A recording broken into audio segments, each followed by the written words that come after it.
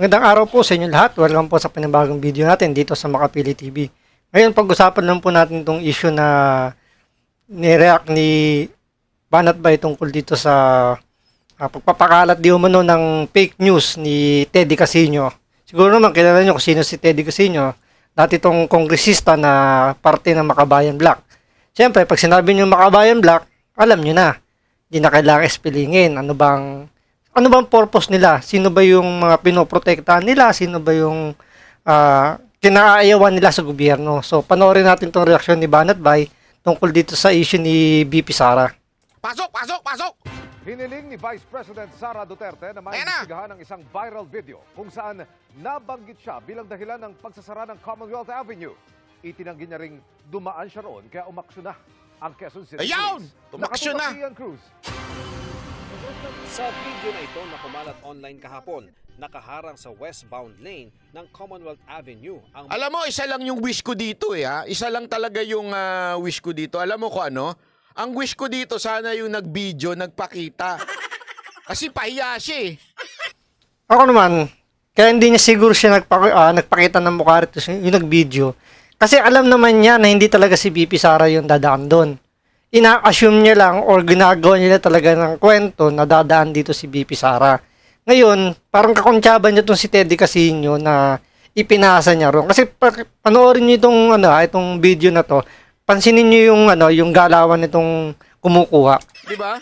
Pahiya ho yung nag-video eh. Sana nagpakita man lang 'di ba? Magpakita man lang. Sana. Ewan ko ba dito? mobile car ng QCPD. Ano po reason? Sino po ito? Sino? BP. Nagkakagit lang po. VP Sara. So sinara niyo yung Commonwealth para dumaan si VP Sara. Dadaan lang po. Dadaan lang. Kukross lang po. Wow. Kukross lang po siya. Saglit lang po. Kokros si VP Sara, sinara niyo yung Commonwealth. Ang lalaking kausap ng pulis, Parang kaboses ni Kernel Lebria. Di ba? Wala naman sinasabi yung police kung sinong BP. Bakit isa lang ba yung BP?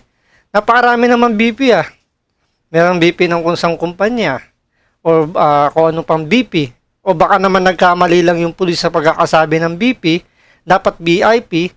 Inunahan kagad nitong lalaking to. Sinasabi niya, si BP. BP Sara. O yung police medyo tolero. Napa-oo na lang. Tapos biglang, alam mo yun, yung parang nanguudyok na lang dun sa mga naiinis na na motoristang pinahinto. Tingnan niyo, panoorin niyo. Pero hindi po siya yan, Kaya nga kung sino man yung nagpakalat ng fake news na yan, di ba, di pahiya ka. Buti hindi ka nagpakita ng mukha, di sana sikat na sikat ka ngayon sa kapalpakan mo. Sunog na sunog ka ngayon, di ba? Wala eh. sinabi pa ang nakuhang impormasyon sa mga nakahintong motorista. Si VP Sara, tatawid. Nagmamagaling ako! Wala pang impormasyon nagmamagaling sa ako! nakuha ng video. Nagmamagaling Pero ako! sabi ng Office of the Vice President sa isang pahayag kahapon na walang kinalaman si Vice President Sara Duterte sa insidente sa kumalat na video. Mahina daw yung audio. Totoo ba? Mahina yung... Diba? Tingnan niyo yung galawan niya. Para sa akin na galawan ng mga aktivista tong galit sa kumakalaban sa mga kumakandong sa mga NPA. Galit ang mga galawang aktivista ba na nanguudyok na magalit yung tao. 'Di ba? Tingnan mo yung tinawag niya pa, dadaan daw, pagpasensyaan niyo muna, dadaan daw si BP Sara. 'Di ba? Alam niyo yung nanguudyok lang na pwede namang hindi niya nasabihin ng pasigaw na gano'n. Pwede naman sabihin, sabi daw, si BP Sara daw. Pero di ba, binidyo niya pa, tapos ipinasa pa niya kay Teddy Casino. So, doon pa lang, medyo makikita mo na medyo talagang ginagawan niya lang ng issue. Kasi alam naman talaga ng media, yung mga talagang lehitimong media, kung nasaan si BP Sara. Ngayon, ito, sinadya niya itong gumawa dito ng eksena para lang masiraan si BP Sara. Di ba? PIP, di ba? So miscommunication lang talaga yung pulis. Kaya hindi ho talaga sila may kasalanan yan. Although, meron kapiraso, siyempre, nagkaroon ng miscommunication. Kaya nga, narilib na ho yung dalawang pulis. Pero ang talagang may kasalanan dyan yung OA na nagbibideo na yan. OA masyado eh. Si BP na yan. gumaganong-ganon pa. Sarap sampalin sa totoo lang. Sabi ko bilang tanda ng kortesiya at seguridad dahil VP raw ang maling pagkarinig sa daraan noon. Pero sa kanilang tala, walang engagement sa lugar si VP Sara Duterte. Oh. Nag-iimbestiga pa raw ang QCPD kung sino ang VIP at kung sino. Wow, may ganun-ganon pa eh. Wow. Oo Alam mo, maswerte lang tong animal na ito. Hindi siya nakita sa video. Sinadya niya yun. Mo, sabi ko sa'yo. Sinadya niya. Nakita ka sa video. Sikat ka na ngayon. Alam niya yan. Sino kaya nag-video nito? Yan ang abangan natin. Vice President Sara Duterte, pag nalaman nyo kung sino yung nag-upload ng video, i-post nyo, ipaskil natin lahat, Hindi, kasi masyadong OA. Bibigyan, dadaw. Ganun eh. Wow! Nagsabi sa mga pulis na may i-assist silang VIP. Ano nga ba ang courtesy sa mga opisyal sa mga lansangan? Wala namang tayong definitive rule dito sa MMDA pero nag-extend tayo ng courtesy lalong-lalo na sa Pangulo, sa pangalawang Pangulo dahil may security concerns yan. Even ang kaap, pag may mga dumadating na heads of states, ang Pangulo, binibigyan po yan ng priority na makaland. Noong panahon ni dating Pangulong Noynoy Aquino, binawal pa ang wangwang sa kalsada. Naks naman, pinasok nyo pa talaga yan. Ito medyo medyo tricky itong pagkakapasok ni Pinoy dito May may indikasyon yan na unti-unti na bumabalik ang mga dilawan at ang mga pinklawan. 'Di ba? Parang out of nowhere biglang ipapasok si Pinoy, sumalangit nawa. Bigla ipapasok yung pangalan niya. 'Di ba parang alam mong may pinaghahandaan dahil malapit na yung susunod na election. So ngayon pa lang nagpipwestuhan na, nagpaparamdam na.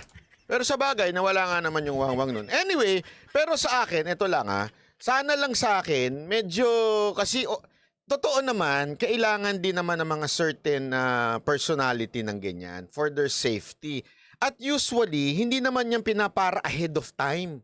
Yung ahead of time, malayo pa lang, pinapara na hindi ho. Kaya meron din naman sa part ng kapulisan na nag-overreact din. Na malayo pa lang pinigilan na yung traffic. Usually hindi naman po. Kahit nung si Pangulong Duterte, hindi naman no pinapara malayo pa lang.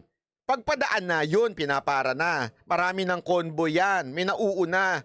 Doon, yung nauunang mga sasakyan, yun ang papara. Hindi ho yung mga pulis na nasa kalsada o MMDA, hindi ho yun ang pumapara.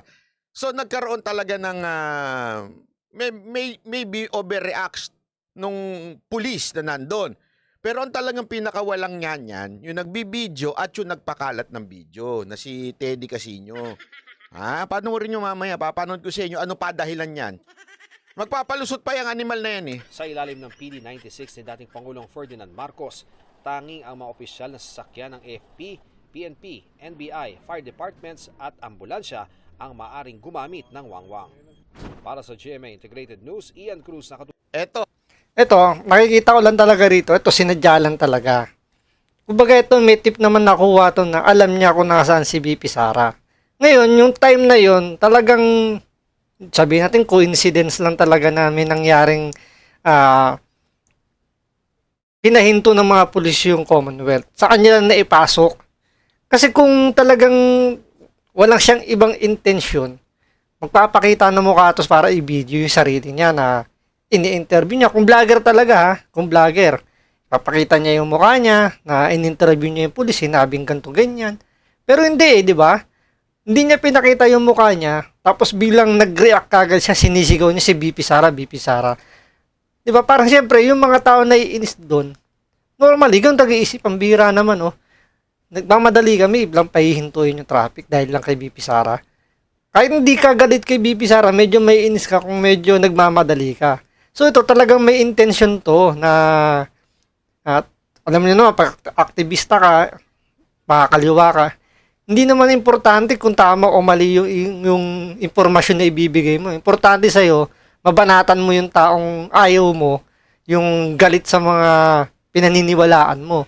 'Di ba? So ito lang talaga yung naging pagkakataon niya, talagang nakadali siya rito na akala niya kaagatin ng tao yung ginawa niyang video na to. So abangan natin itong mga iba pang mga issue pang gagawin nitong mga makakaliwa laban kay BP Sara. So maraming salamat po.